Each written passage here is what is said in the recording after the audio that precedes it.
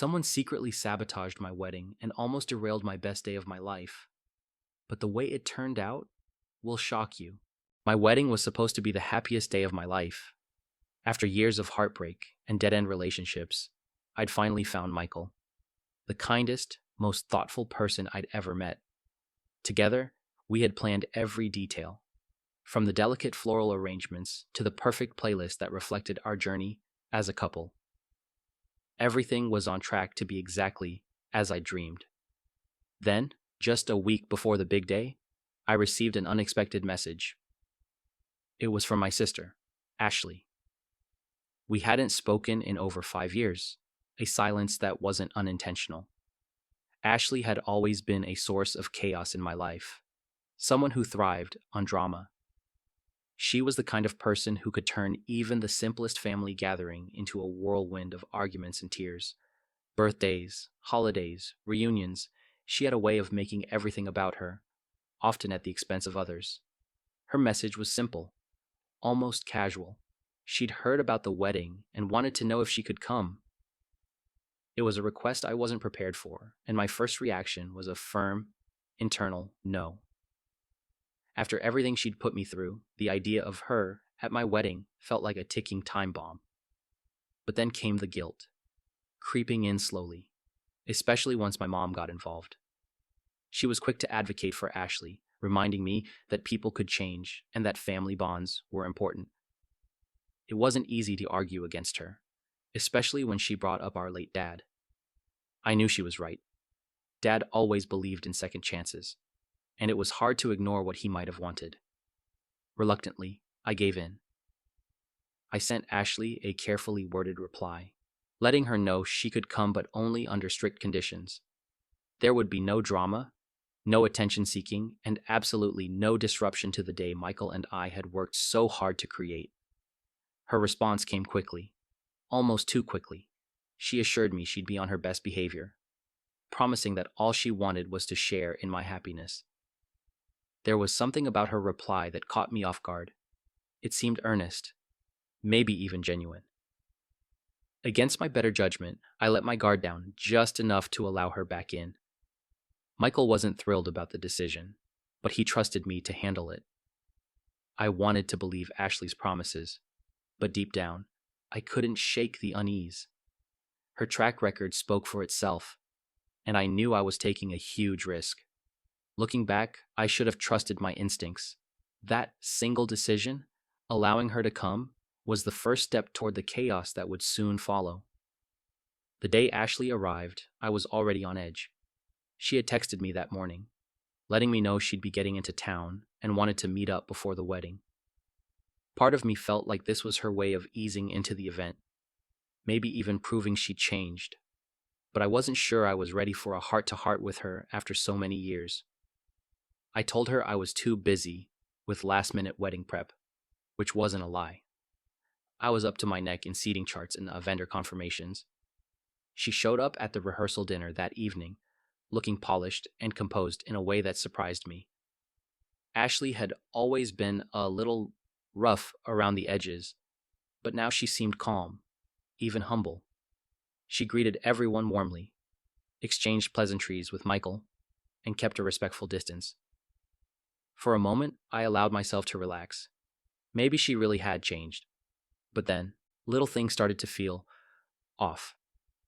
At one point during the dinner, Michael's mom pulled me aside. She mentioned that Ashley had been asking a lot of questions about the timeline, where the rings were being kept, and even who was responsible for managing the flowers. It struck me as odd, but I brushed it off, thinking she was just trying to involve herself in the day. Still, something about it nagged at me. The next morning, the first real issue came up. The wedding bands, which had been locked in a small box on the table in my dressing room, were missing. I was panicked, combing through the room, thinking they'd been misplaced. After an hour of frantic searching, one of the venue staff found them in the janitor's closet of all places. No one had any idea how they got there. Everyone tried to reassure me, chalking it up to a simple mistake, but I couldn't shake the feeling that this wasn't an accident. I caught myself glancing at Ashley more than once, wondering if this was her way of testing boundaries. Things escalated further when the florist called, asking if I'd changed the color scheme last minute. The white and blush roses I'd ordered had been replaced with bright yellow and red arrangements. It didn't match anything we'd planned. My mind was spinning. Was this another mix-up? Or was someone deliberately trying to sabotage the day?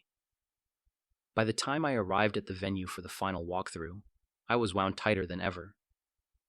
Michael noticed immediately and tried to calm me down. "It's just nerves," he said, wrapping his arm around me. But even he seemed puzzled when I told him about the rings and the flowers. I started to wonder if letting Ashley come had been a mistake. She was sitting in the corner, scrolling through her phone, looking as though she hadn't a care in the world. Was this all some elaborate ploy, or was I being paranoid? I didn't want to believe it, but the thought hung over me like a storm cloud. The morning of the wedding should have been magical, but instead, it started with a knot in my stomach. After the missing rings and the flower fiasco, I'd barely slept. I kept replaying everything in my head, wondering if I'd made a huge mistake, letting Ashley be part of the day. But I tried to brush it off. This was my wedding day, and I wasn't going to let anyone or anything ruin it. I got up early, surrounded by my bridesmaids, and we started getting ready. For a few hours, it felt like everything might actually be okay. The makeup artist worked her magic, the hairstylist nailed every look, and the room was filled with laughter and excitement. Then Michael called. When I answered, his voice was calm, but I could hear the hesitation. He told me he'd gotten a strange message that morning, a screenshot of an email that appeared to be from me. The message claimed I was having second thoughts about the wedding. It said I wasn't sure if I was ready to commit, and it ended with a vague, "I don't know if I can go through with this." Michael didn't believe it for a second, of course. He knew me better than that. But he wanted to make sure I was aware of it and said he thought someone might be trying to stir up trouble. My heart sank. Who would do something like this? And why? My first thought was Ashley. She was the wild card in all of this, the only one whose motives I couldn't fully trust. I didn't want to cause a scene, so I kept quiet and decided to handle it discreetly. I went to one of my bridesmaids, Jessica, my best friend since college, and told her about the message. She didn't hesitate. "It has to be Ashley," she said. "You knew she'd pull something." Jessica wasn't wrong. It did feel like something Ashley might do. And after the rings and the flowers, this felt like the final straw. I spent the rest of the morning fuming quietly, trying to focus on the ceremony, but the anger wouldn't leave me. As I walked down the aisle, Michael gave me a reassuring smile, and for a brief moment, I let myself be happy. But even then, I couldn't shake the feeling that someone was watching, waiting to ruin the day. When the ceremony ended and we moved on to the reception, I knew I had to confront Ashley. I wasn't going to let her get away with this, not on my wedding day. The reception was in full swing, and for a moment, it seemed like things were finally settling down. The music was perfect, the food was incredible, and Michael and I were basking in the glow of officially being married. But that anonymous message was still gnawing at the back of my mind. I couldn't ignore it any longer. I scanned the room, and there she was, Ashley, sitting at one of the tables near the back, laughing with a drink in her hand as if nothing had happened. It infuriated me. I excused myself from Michael's side, grabbed Jessica for moral support, and made my way over. Ashley looked up at me with a wide smile. "Hey, beautiful bride. This is amazing," she said, her tone so casual it made my blood boil. Without wasting any time, I asked her about the message. I didn't accuse her outright. I asked if she knew anything about it. Keeping my tone controlled but firm, her smile faltered, and for a split second, she looked genuinely confused. "What message?" she asked, her brow furrowing. I explained, keeping it vague, and as I spoke, her expression shifted from confusion to shock. "Are you serious? You think I do something like that?" she said, her voice rising just enough to draw a few curious glances from nearby guests. Jessica stepped in. Come on, Ashley. After everything that's happened today, it's hard not to think you're behind it. Ashley stood up, her cheeks flushed, not with guilt, but with anger. I didn't do anything. I've been trying so hard to stay out of the way and let you have your day. Why would I ruin it? You think I'd come all this way just to cause problems? Her reaction caught me off guard. Ashley wasn't defensive in the way someone guilty might be. She was hurt, maybe even offended, and for the first time, I hesitated. But I wasn't ready to back down. You've done things like this before, I said. You can't blame me for thinking the worst. Her eyes filled with tears, but instead of crying, she grabbed her purse and stormed out of the room. Everyone at the nearby tables was staring now, whispering to each other. Jessica looked at me and shrugged. She's probably just upset she got caught, she said.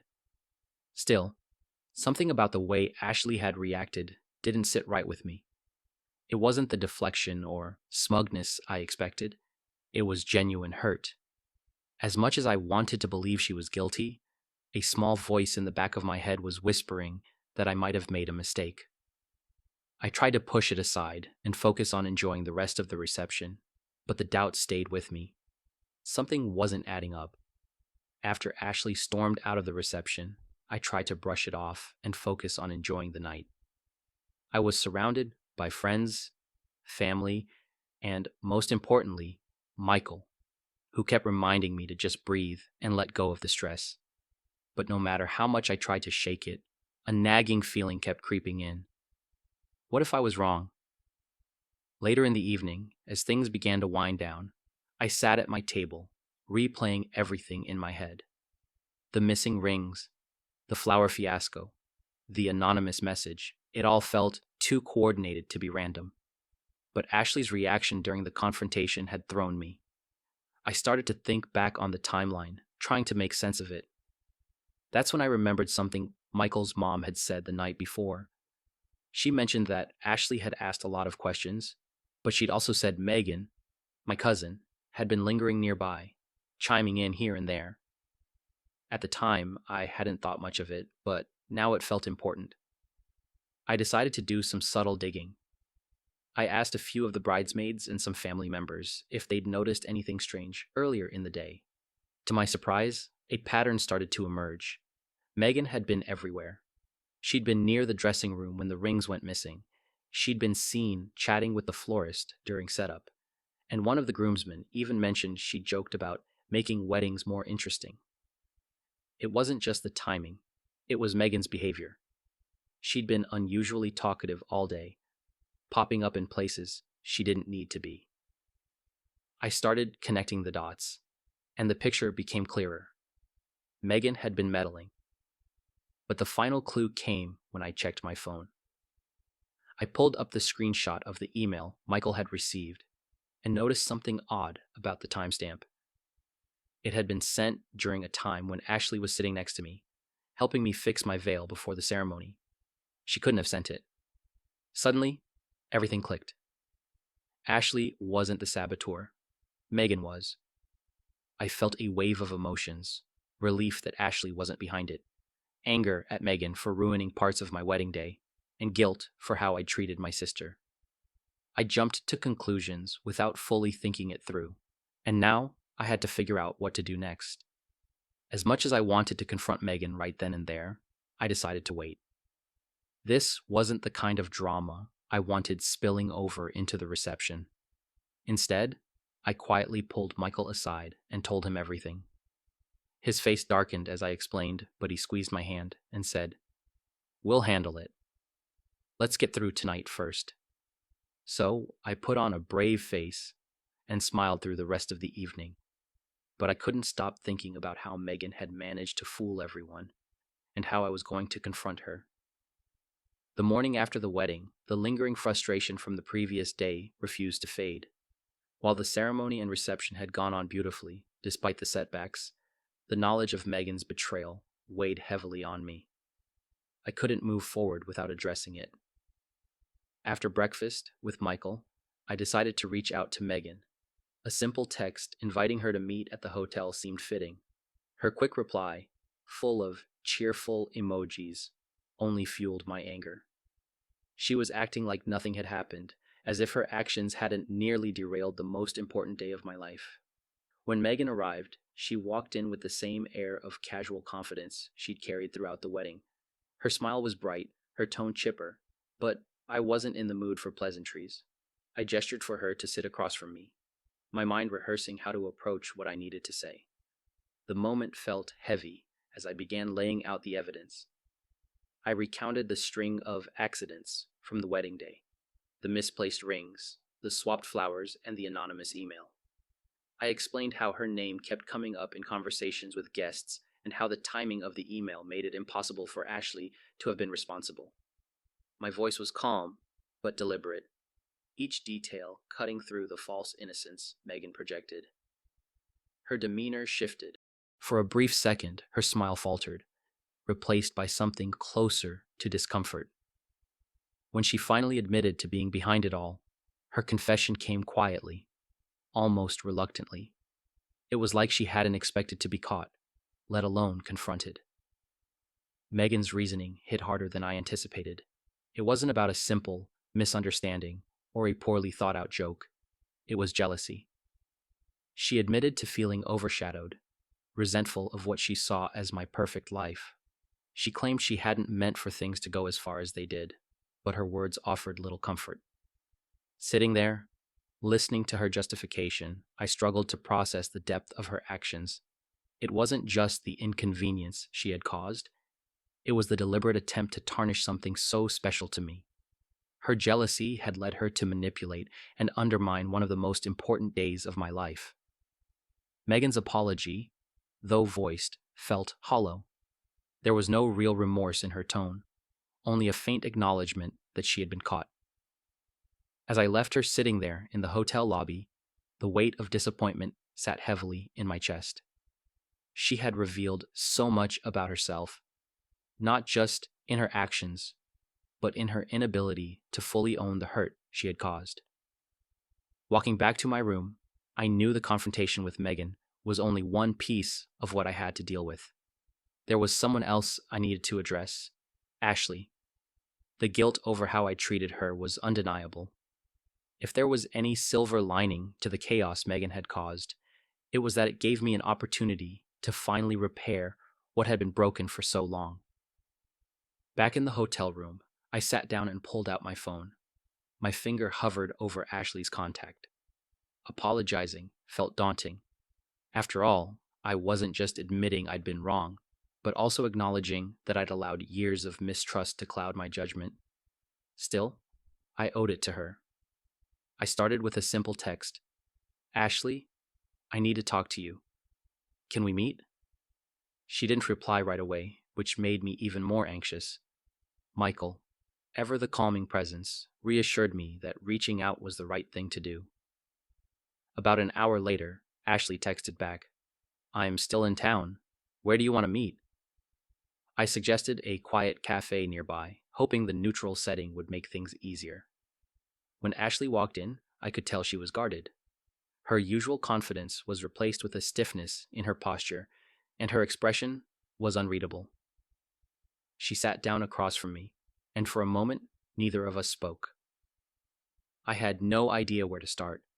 Finally, I took a deep breath and told her everything. I explained how I'd connected the dots and discovered Megan was the real culprit, how the timeline proved Ashley couldn't have been involved, and how deeply sorry I was for jumping to conclusions. I admitted that I'd let old wounds and biases get the better of me, and it wasn't fair to her. Ashley listened quietly, her eyes fixed on the table. When I finished, she looked up and asked, Do you really believe I'd do something like that? Her question hit me hard. I had assumed the worst about her without giving her the benefit of the doubt. It wasn't just about the wedding. It was about the years of unresolved tension between us. I told her the truth, that I'd let our messy past cloud my judgment, but I wanted to make things right. To my surprise, Ashley didn't lash out or dismiss me. Instead, she sighed and said, I get it. I've made a lot of mistakes. I haven't exactly been easy to trust. There was a pause, and then she added, But I came to your wedding because I wanted to be there for you. I didn't want to mess things up. I wanted to show you I changed. Her words were like a gut punch. For so long, I'd held on to the version of Ashley I'd known growing up, the one who stirred up drama and left chaos in her wake. But sitting across from her now, I realized she was trying to move forward, to be better. And I hadn't given her the chance. We spent the next hour talking, not just about the wedding, but about everything that had led to our estrangement. It wasn't easy, but it felt cathartic, like we were finally clearing the air after years of misunderstandings and hurt. By the end of the conversation, we weren't magically best friends or completely healed, but we were on a better path. I apologized again, and this time, Ashley smiled faintly and said, "Let's just take it one step at a time." As we left the cafe, I felt a sense of relief. The damage Megan had caused couldn't be undone, but in a strange way, it had given Ashley and me the opportunity to start fresh.